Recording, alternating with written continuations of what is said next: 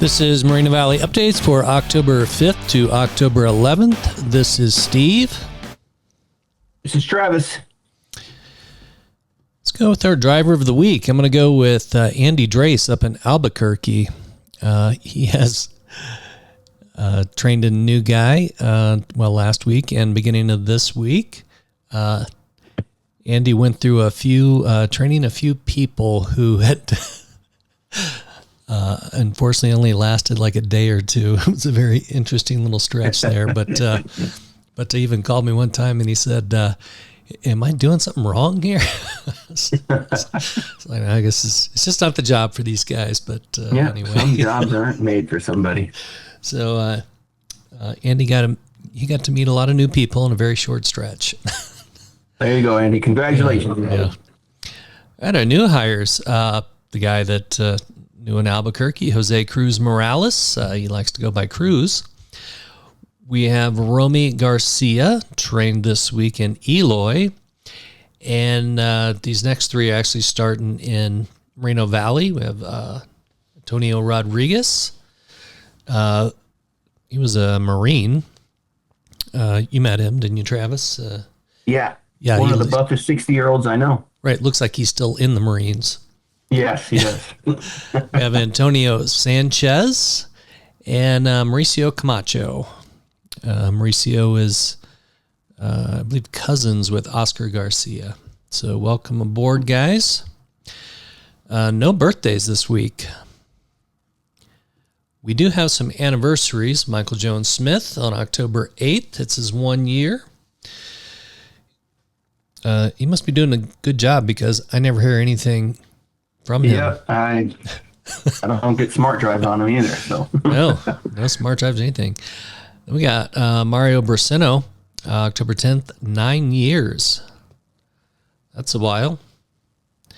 Juan Garcia on October 10th. It's his 2 years. And Mario is Moreno Valley, Juan Garcia is Moreno Valley, and Ignacio Morales on October 10th also. It's his 1 year, and he is in Las Vegas. So, congrats, guys. I don't think anybody... Let's see here. Let's take a look at the weather for Los Angeles. What do we got this week? It's going to be, looks like low 80s, high 70s. Very low chance of rain, partly cloudy, so it should be pleasant. All weather's coming. Yeah, I'm up in Salt Lake City right now. Went out this morning to my car, it was 45 degrees. I was like, oh my goodness. That was a slap in the face there. Body, huh? Yeah. For Las Vegas, cooling down there, definitely. High 80s, low 90s during the week. Looks like on Friday might be a slight chance of rain. For Phoenix, oh my. Yep. Ooh. Still hot. Getting up to 100. Wow. Yeah. Go to Salt Lake City, where I am at. 60s, mid 70s, high 70s. Yeah, there we got Monday morning, Monday down to 43. Yeah, a little chilly here. Looks like a little bit of warm up. Going to be sunny for the rest of the week. But it looks like next Saturday, 24% chance of rain. So for Albuquerque, looking good. Oh, looks like Tuesday, Wednesday, possible thunderstorms. So for our injuries on the week, we didn't have any, right? So far, no injuries. Yeah. Great job, drivers. Great job. And for accidents, do we have any accidents? Yes, we have no accidents. Again, we like that. No injuries and no accidents. Outstanding. Great job. What do you got on Smart Drive this week? So again, obviously it's following distance, but now it's coupled with the lane changing. So I've gotten quite a few this week. That's the popular one of the lane changing at an unsafe distance and going into the lanes a little too fast. And then when you get into the lane, you kind of don't slow down to get that space between you. So seeing a lot of drivers switch lanes and then staying in that 1 second mark. So we just got to make sure that as we change lanes, that we're doing it in a safe distance, making sure that we're looking at our mirrors and everything like that. And then once we do change lanes, make sure we get that 3 second space between us and the vehicle. So that's the popular one this week. So you're saying like when they're going to like pass a vehicle? No, so when they're changing lanes, when they're wanting to change into like say the left lane, they put their blinker on, but when they change lane, they're getting a little too close to the car in front of them as they change the lane. Oh. And then when they do change the lane, they don't give enough space in between them and the car. So they still leave that 1 second mark is still there. Yeah. So if you get over, right? So you change the lane, you get over, you're behind another vehicle. Obviously you can only give so much space, and you got to get in or something's going to move in beside you. So the deal we're looking for is you actively start regaining that distance. I mean, once you're there, once you're established, it's not like a car is going to, cut you off at that point. Yeah. You're in the lane, just, little break, start regaining that following distance. Yeah. So a lot of drivers haven't been regaining that distance. They've been staying close to the vehicle. Let's go to our announcements for the week. So the big Cheetah. One. Yeah. Oh, you got something? No, it's a big one. The Cheetah app is going to be the big one. Yeah, Cheetah app. I'd sent out that email, asked for people to respond to me, tell me, when you've reviewed all that information. Only got about maybe about 20 drivers left out there who have not responded to it yet. So come on, 20 drivers. Yeah, so I'm gonna have to send out they're gonna have to get a special email. So, and that's gonna start on October 13th. Mm-hmm.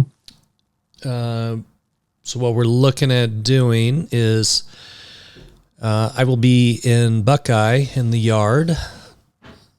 The 13th is a Monday. Yeah. Mm-hmm. Initially, the big push is making sure that all the pedal drivers are, good with the app. They use it just fine. I'm going to tell you, for the other fleets, the other warehouses, there's been some issues with it. So there is a learning curve. Mm-hmm. But so I'll be out in Phoenix to give some, on-site help. Travis, you're going to be in Moreno Valley, right? Yes, sir. And then Mark Menke will be in Las Vegas, in the yard there, for our outline domiciles. You're gonna have to work it through the phones. If you're not sure what you're doing. So if you're in the outline spots and you haven't reviewed this information, it'll be a while before, we could physically sit down and show you. So review the information. If you got questions about it, it's best to ask those questions beforehand and not after your day starts and and dispatch is throwing a huge fit. So see, the other thing I got to throw out is the open enrollment. Now, everybody should have gotten an email about it. If you've changed your email and you never updated it with the payroll system and all that, we want to know that. But for the open enrollment, so October 1st through October 31st, everyone in the whole company has to log in to the Vista. You have to log in and you have to make your selection. It's not going to roll over. You have to. If you don't get in there and do it, so they're going to go a couple weeks, and then everybody who didn't get in there, then it's going to be calls and emails until you get in and do it. So if you don't have that login information, so if this is what I've seen, if somebody has changed their email from when they first got hired on. So then they log, if they have their, what do you call it? Their employee ID and their password and they put it in, it always works. but say they've forgotten it, like most of us, our password is saved on our phone, right? We don't even, I don't even know what the password is for my banking app. It's just saved in my phone. Yeah. On the phone, it's a Face ID, so it just looks at you and it opens up your face. So Right. So I'd sent out that email before to a few people that had sort of never ever logged into it before. Sent out the email. There's still a couple of people left that did not log in to make sure that the employee ID and the password was reset, or they knew what it was and all that stuff. But so after a couple weeks, they're going to, everybody who hasn't logged in and made their selection, they're going to be hitting you up hard. So, see, a thing that came up this week, again, it seems like every 6 months this happens. The stores try to send back those styrofoam containers, and we do not take those back. Unfortunately, maybe about 10 of them slipped through. Sent in the warehouse, threw a big fit, sent emails and all that. So, yes, the styrofoam containers do not come back to the warehouse. And what else we got? Travis, you got anything for the announcements? not really. The little lunch turned out pretty well. Had a good time there. Good food. And I ate way too much. Yes. So a lot of people got to meet Carlos Dominguez. He was out there, kissing hands and shaking babies.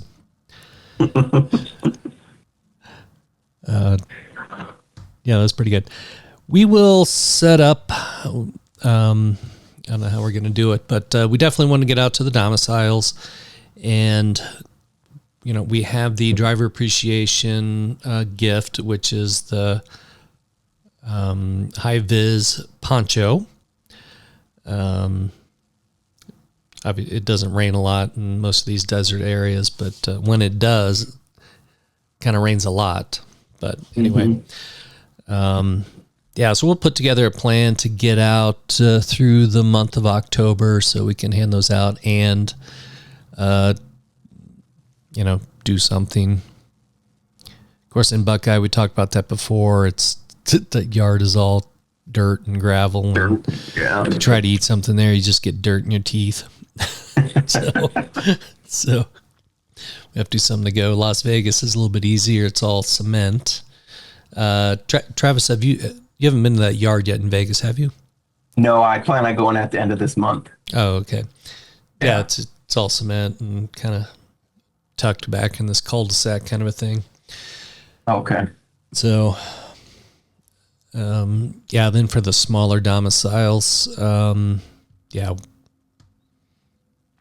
have to figure that out. But Carlos does want to go, to Phoenix and meet some drivers, go to Las Vegas and meet some drivers during, probably maybe November time frame, something like that, or December. So we'll see. All right. Okay. One more thing to add. We got an email from the warehouse about the empty totes in the trailers. As you can see from the picture here, the people that clean out these trailers, that they don't have like special equipment, and if they have all these things falling down, if they're too high, it is very difficult for them to work with it. And when things are obviously falling over, like in this picture, it's a little bit dangerous for these people that are cleaning out. So, and this has always been the case, that we're not supposed to lay down the totes when we bring them back.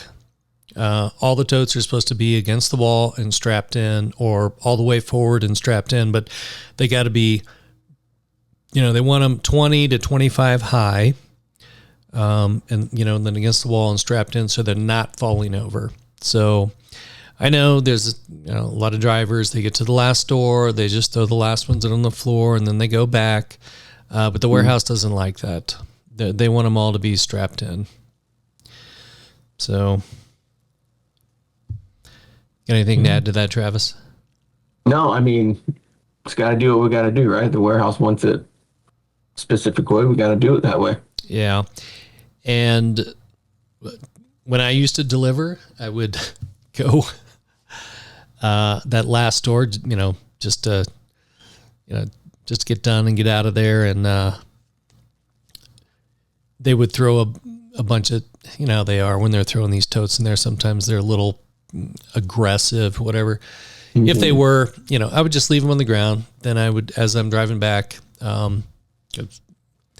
if it's kind of different in LA, but in Wisconsin, you'll drive like a long way in the middle of nowhere. Then I'd stop at a truck stop, just go to the restroom, and then I'd jump in the back and fix all the totes up really neat before I got to the warehouse. So I'd pull in, because there in the Windsor warehouse, when you pulled in, they opened up the back and they looked at the totes to make sure they were all strapped in. Okay. Yeah, because they don't do that here. But in Windsor, they were definitely a lot more strict. But anyway, so you want to strap them in so we don't, we have to, if we want the warehouse to give us a good load, then we got to give them back, mm-hmm. something they can work with also. But yep. All right, that's all I get there. Drive safe. That's what I got. Drive safe. Don't be complacent. Pay attention. Look at your surroundings.